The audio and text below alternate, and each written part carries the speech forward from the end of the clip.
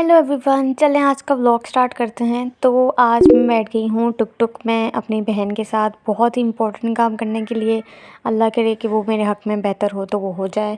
खैर काफ़ी दूर था ये, काफ़ी हमने ट्रैवल किया। मेरा ज़्यादातर ट्रैवल ऑटो में होता है, तो मैं आपको इसके लिए एक ट्रिक बताऊँगी कि आप अगर ऑटो में इस तरह से 1 मिनट इस तरह से अपने पाँव जमा के बैठें तो आपका सिस्टम बिल्कुल सही रहेगा। अदरवाइज़ आपको बहुत ज़्यादा सिस्टम पूरा हिल जाता है ऑटो में।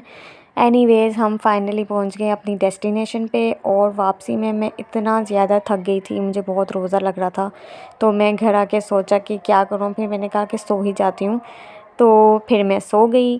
उसके बाद मैं उठी इफ़्तार में और मैंने देखा कि मज़ेदार सी खीर आई हुई है। तो आपको भी खानी है तो मुझे ज़रूर बताएं। खीर इतनी मज़े की थी कि मैं तो आराम से सो गई।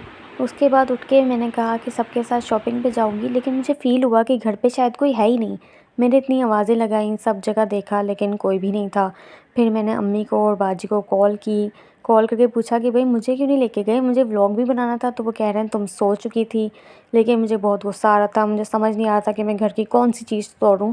लेकिन फिर मैंने सोचा कि छोड़ो, अब हो चुका है तो क्या कर सकते हैं। मैंने शेराज़ी का व्लॉग देखा, आपने देखा ही होगा, बहुत क्यूट बच्चा है। फिर मैंने बुक पढ़ी, चाय पी और चाय पीने के बाद मेरा गुस्सा बिल्कुल ख़त्म हो चुका था, लिटरली बिल्कुल ख़त्म हो चुका था। उसके बाद सहरी का वक्त हो गया, तो सहरी में मैंने खाई चूरी, वो भी घी डाल के, चीनी डाल के और साथ में अम्मी के हाथ की चाय। अम्मी ने बोला मेरे हाथ में दर्द है तो आज सारे बर्तन सहरी के तुम धोगी। तो मैंने पूरा किचन चकाचक कर दिया।